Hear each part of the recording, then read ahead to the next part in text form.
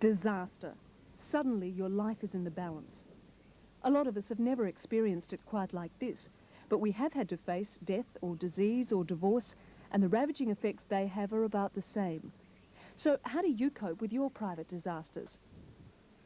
The hospital will treat your broken bones, but what about the rest? Medicine and its companion therapies are now talking about treating the whole person, body, mind and spirit. Tonight we'll be discussing healing hearts and minds with a doctor, a social worker, a former Catholic priest and a businesswoman, all involved in what they call attitudinal healing. Jerry, I guess you're the first person people associate with attitudinal healing. Did you discover it or did you invent it? I'm a psychiatrist, and so I'm well aware for a long time the power of the mind has on the body in terms of much work in psychosomatic medicine and almost all diseases of the psychological components to it. But more and more I got to realize that our attitudes really play a primary role in the will to live. How you deal with illness has so much to do with our attitudes about life, our attitudes about ourselves, and our attitudes in our personal relationships. And how that goes will affect chemotherapy and all the other kinds of things that the conventional model does. We see ourselves as an educational model, Jerry, and we're just a supplement to the medical model, not a substitute for it.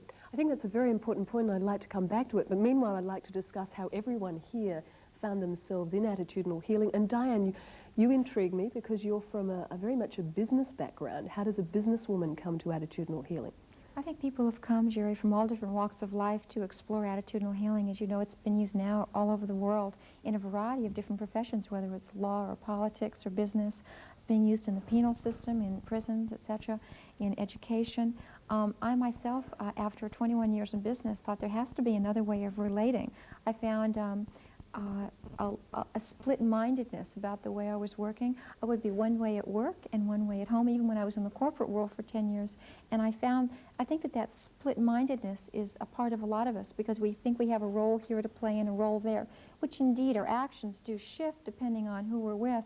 But the inner person, when that splits away, we become quite crazy. So I was trying to look for a way where I could blend those two together, where I could bring Diane Cirincione to work and also take her home. And Don and Patricia, you've been working in the field of counselling, psychotherapy, psychology.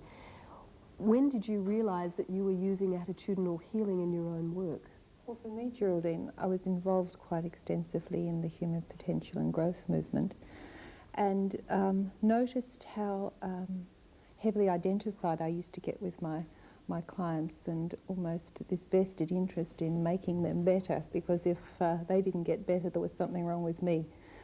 And also at the same time noticed in myself how much more I responded to love and gentleness and how that encouraged me to open up and to respond more. So I thought there must be something in the whole loving of the person that pulls out a response, and I don't have to get so involved in it myself. And when you talk about loving one of your patients, let's call them that, what exactly does that mean? Giving them the respect that they have their own process of healing, and just like I have a longing and a yearning to be loved inside myself, they have as well, and I think respecting that. Don, you were in a similar sort of work. What did you find? Geraldine, I was a Catholic priest, and as a young boy, I wanted to spend my life, I guess I was on a spiritual path, even as a young fella, and I wanted to do something worthwhile with my life, and was very aware of God in my life. So I joined a monastery and went through training and worked in the community as a priest. But my own emotional processes were not in order, and I discovered psychotherapy in working with couples, and I became more aware of my own process. So on the one hand, I had a spiritual relationship and was aware of deeper meanings, and even though we didn't use the word attitudinal healing, we became aware that to be peaceful and to really break through the conditioning within our own upbringing, etc., we needed to connect to a place that was deeper than just our emotional programming. So actually we started the Serpentine Falls Holistic Centre here in Western Australia, and that was working with a person in the total reality of body, mind and spirit. Forgive me for sounding naive, but isn't that how it's supposed to be how doctors work? To treat the whole person, to be looking at all facets of a human being? I think it's not only how doctors work. Jerry, I don't know any medical school that teaches or even uses the word love, you know, in terms of as one of the things you do in terms of working with a patient. That was never mentioned to me, and I went to a very good medical school, Stanford Medical School. Most doctors are really not interested in the spiritual aspects of a person.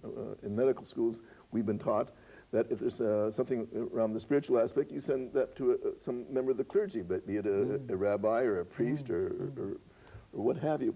So I think this is there is a whole new kind of evolution taking place today that many doctors indeed are taking a look and saying that, you know, we're missing a very important aspect of healing, and that's the spiritual aspect of the person as well as the body and the mind. And so there's a real need and interest now with many doctors to beginning to approach this. Not all doctors, but I think many doctors now are approaching this. Now, are all of you talking about healing only the mind and the emotional problems that a person has, or healing these broken bodies and cancers and whatevers through the powers of the mind? Well, we've been very clear at our center that we're an educational center. We're not a treatment center. We don't treat people.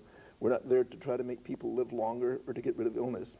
We are there to help them find inner peace, and we are there to help them learn to let go of fear.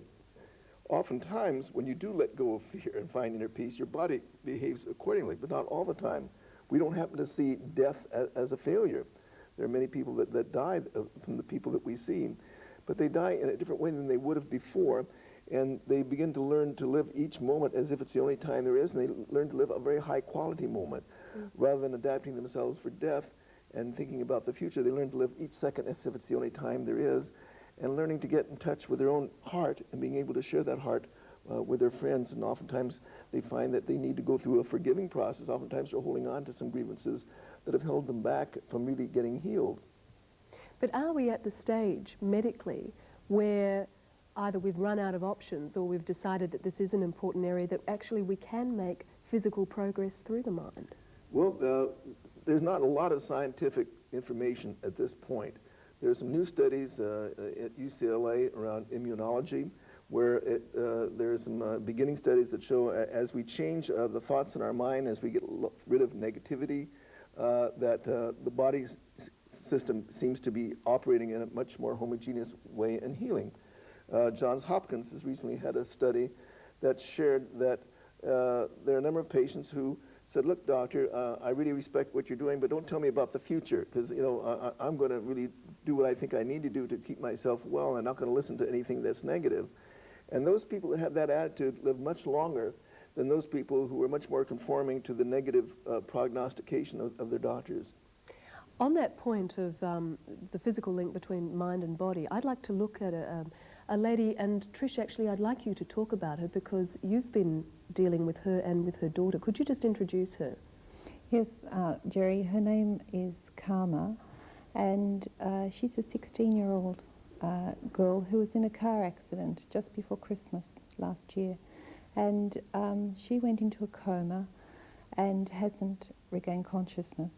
Now, she has quite extensive brain damage, but it's her family and the people around her that I've been working with as well as Karma. I talked to her mother Ruth, as you know, because you were present, and I'd like to see what Ruth says about the difference that her attitude makes to Karma.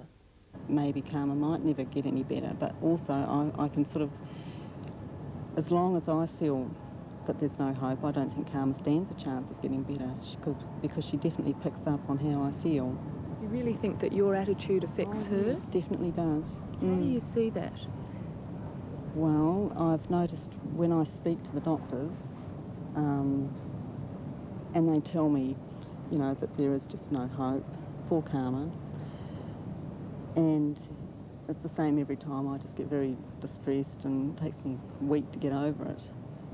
Karma picks up straight away and she just goes so tense and tight. She won't sort of do anything with the physios, and as long as I've got that feeling in me, she seems to be like that. As soon as I've got control of it again and feel like I've got myself together, Karma starts picking up again. Someone like Karma, I think, has probably in herself regressed back to almost a baby stage, so is very open and receptive to any emotion that her mother's putting out. And as Ruth, it's not a matter of giving her false hope, I don't think, but it's taking her out of an impassive place that she is in the hospital, and she's going to take Karma home. And she said to me, even if Karma in 12 months' time dies, at least I will know I've tried everything I can do, and I will feel as if I have contributed in her life as well as her death, if that has to be. But she has quite a hope that she's going to be able to invest some of her energy into Karma, and as soon as she feels that she's involved at that level, her spirits go up, and so she relates that to Karma instantly. Now, Trish, you've been working quite a lot with Ruth, and as I understand will continue to do so. What is the work you do with her? What is the attitudinal healing? What does it involve?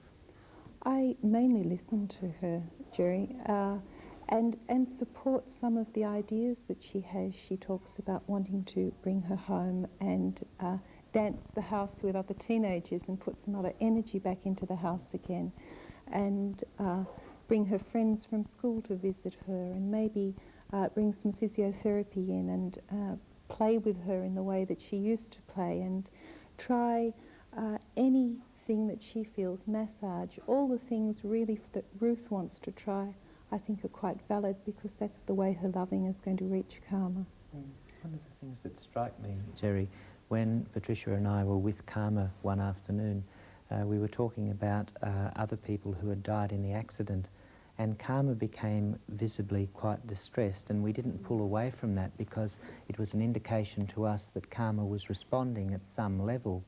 And I guess it raises the issue on what we focus on when we say there's no hope for Karma. We were very aware that there was something in Karma that was responding to our presence and our touch in the room. And if we mean that maybe her physical body won't recover, that's fine. But when we use the word hope, we're talking about a living process and an interaction that's happening in Ruth's heart, that's happening in Ruth's relationship to Karma, that mother-child relationship.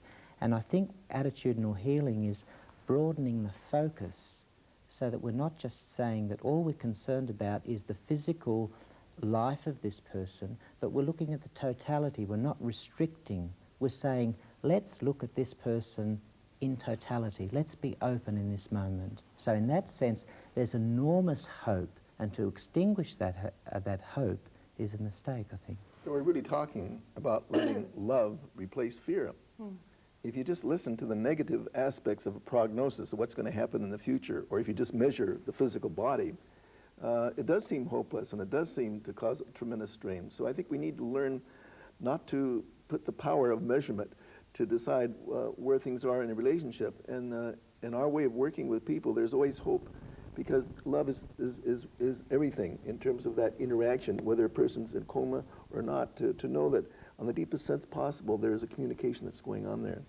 Can I just say that when you use that word love, and it's a word that gets used a lot around attitudinal healing, I shrink away from it, because as a television person doing a television program, to talk about love doesn't seem to be very practical.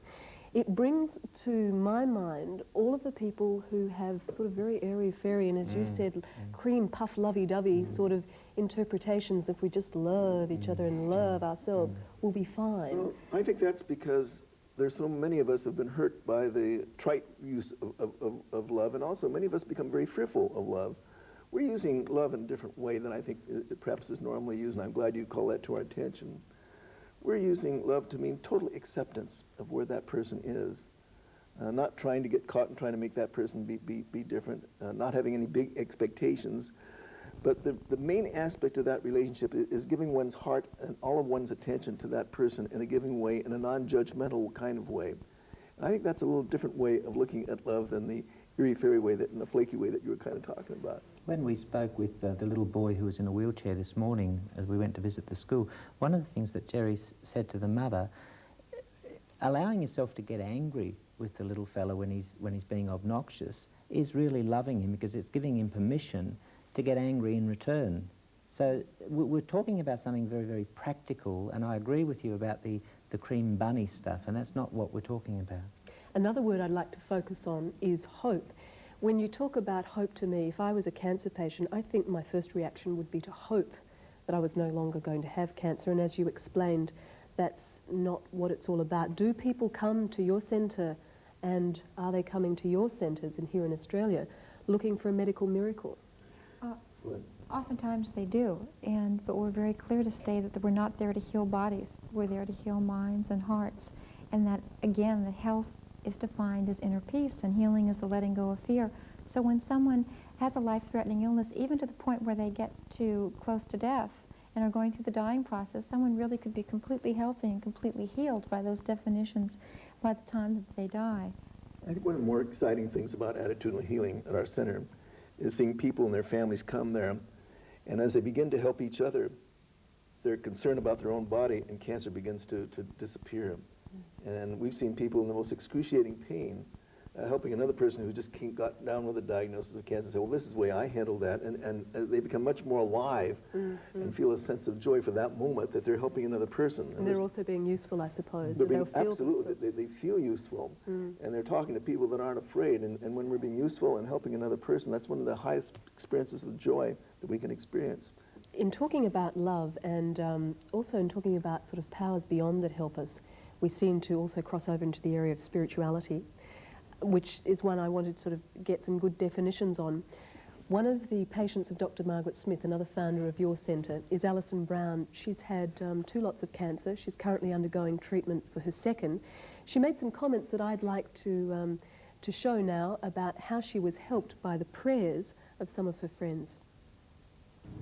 I had to have radiotherapy for 5 weeks every day, and the first week was very, very difficult for me. I had a different appointment every day. I didn't know what time, and I had some friends who said they'd like to pray for me.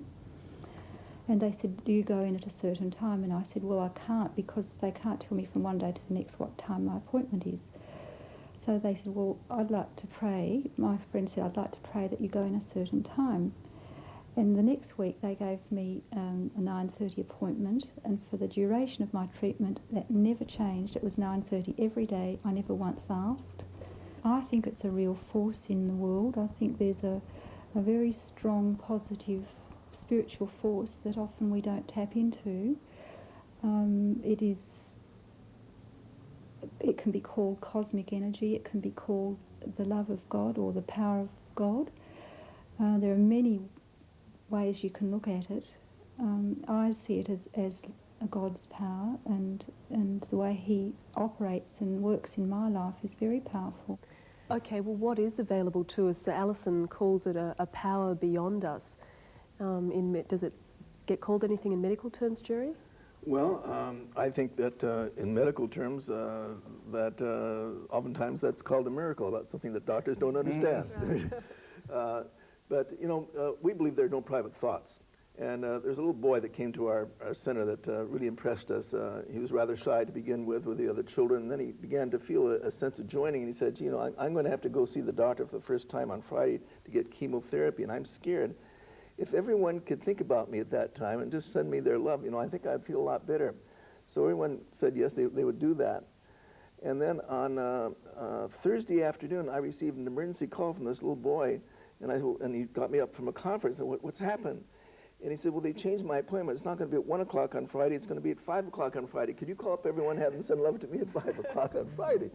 And I mean, this kid really believed. And when you really believe that our thoughts are really joined, and you have that kind of faith and kind of trust, something different clicks in us. And I think this is what this woman was saying. Mm. We've talked a lot about people who are sick, people who have catastrophic illnesses. Ruth has a daughter who's in a semi-coma. Alison has cancer. What about people who are well but in very unhealthy situations like prisons? I'm very interested that your work has spread to prisons. How on earth did it get there? And I can't imagine love in a prison, personally. There are a lot of people in prisons that are isolated, that have no friends, that have really been afraid to be able to reach out. And we have a number of volunteers going to San Quentin Prison, and it's a purely voluntary thing, and large numbers of prisoners are coming to discuss some of the grievances they've had, and they're becoming to believe that it's really not the prison that imprisons them, but it's the fear in their mind that has imprisoned them, that have made them continue to do the kind of things that they've done. And we've seen tremendous transformation take place in prisoners, where after they've gotten out of jail, they've chosen a field of work where they're helping other people, knowing that that is their own salvation in helping others. And they've gone back to prisons, and we have one man in Arizona who's actually helping people with catastrophic illness. The story that Trish was talking about was about a woman named Zelinda from Idaho in the middle of America. And she contacted us after, she wrote a letter actually to Jerry, and she had read Love is Letting Go of Fear. And to back up, about 8 years ago, her 19-year-old son was murdered by a friend of his in a barroom brawl. And she and her family had spent the next 8 years keeping this young man in prison who had done it. He was on second-degree murder, so he was eligible for parole. And so what they did was, once she read Love is Letting Go of Fear, she thought, there's got to be another way of living my life other than just spending all my energy trying to keep this person incarcerated. So the mother gradually went inside and decided that she was going to contact the psychologist in the prison and decided to write to the young man. They began to write, to communicate. Now they've healed their relationship. She's worked with his parents, with him, her son, and now she's working for him to come out of prison. They are creating now an attitudinal healing group within their prison. So you don't only deal with people in prison, people who are catastrophically ill, with terminal illnesses, there's also this sort of person-to-person program, healing relationships. Right. Divorce rate is so high, and one out of every 2 marriages in the United States ends in divorce. I don't know what it is here in Australia. So how do you bring attitudinal healing in here without, for instance, I'm thinking of a serious situation. For example, a couple, one of the partners has an alcohol program. If the other person suddenly decides to be loving towards that person, aren't they then simply supporting a very cancerous situation that will continue? It's the classic case, Jerry, of really not condoning the behaviour and sending loving to the person. And that principle is as old as the hills. I worked for 12 years in a psychiatric hospital working with mothers who were very seriously child abusing the babies and feeling an enormous amount of guilt. So no one's talking about condoning the behaviour, but certainly loving the person. If you'd see how the mother reacted afterwards, knowing that she'd broken her own baby's leg in rage and seeing the guilt, you'd see a little more of what I mean by loving that person in their woundedness. You mean they have to experience love first before they can give it out to someone else? Very much so, because it's a vicious circle too. When you go back, you find that that mother was child abused, etc., and going back. And it's a classic case of only the loving is going to get through. The mother is only too aware of her own judgments, her own horror of what she's done and the community's horror. The last thing she needs is further judgment. She's torturing herself enough. So it's the loving that gets through. But loving, this loving we're talking about is a physical energy. You know, science can be very arrogant in saying that all there is what we can see, but this is a physical energy that we can learn to access, even at the mechanical level, and that we can send. Patricia, sometimes when you're working with people, you just sit there and physically send energy. Do you want to say a little more about the loving in practical terms? Well, it's really just a matter of sitting and listening to somebody, and as I'm doing that, just loving that person in their wholeness, in their goodness, that I can't see really who they are. I can only see a small portion of that person, but trusting that there's a whole other part of them there and just sending loving to them. How I used to practice doing it was imagine that it was my child there, or Dom there, or somebody that I loved. So that's how I started and practiced doing that. But now gradually I'm able to see the person more fully as they are. Patricia sometimes spoke of feedback that people were giving. Oh, my heart's starting to feel warm. What are you doing to me? Literally. Yes, so it really is as tangible as that. We're talking about another reality that we're learning about. Also unconditional love, I think, in everyday living. Most people are afraid of it because I think if I love you unconditionally, you're going to walk all over me, you can do the same thing, you're going to beat me up again because you're an alcoholic, etc. And I'm not going to get what I need or want. Exactly. There's the fear of becoming a passive amoeba. And what we're saying is that unconditional love is very active. What it is it's not supporting another person's insanity. It's going inside to that place where you delete the judgment of the other person, as Patricia said, that you only, because in reality you only know a small portion of that person. Once you've let go of the judgment and say, I love you and accept you as you are, then you go inside and say, what is it that I need to think, say, and do in this situation? And come from a place not of anger, because that breeds anger, not of judgment, because that breeds judgment, but a place of love. And often the answer will be something to totally support you and put you in a safe environment, which could be recommending treatment for the other person, could be leaving the relationship. It's very, very active. Unconditional love has a tremendous amount of power in it. As Dawn's saying, I think it's really the ultimate power, because it comes from a very pure place. There's something we haven't talked about, Jerry, and that's self-love. And there are many women that stay with an alcoholic husband who beats them unmercifully, not out of love, but out of self-punishment, out of their own guilt, that they stay in that kind of situation. It's really a decision to suffer rather than to be loving to themselves. And if they're really loving with themselves, they wouldn't keep themselves in that kind of situation or in a situation where their husband was abusing them. That's really a sign of their own sickness and their own fear of love themselves. So I think much has to be done about not thinking that love means you're a doormat or you're talking about permissiveness, but you're loving the essence of that person, which doesn't mean that you will permit yourself to be punished by that person. One of the things that you just said, Diane, was that it comes from a very pure place. And I'm aware that, Jerry, you've always indicated children as being very good examples of teaching love. Now, I'm fascinated by the program you've set up called Children as Teachers of Peace, both of you. Can you just talk about that a bit? Well, yes.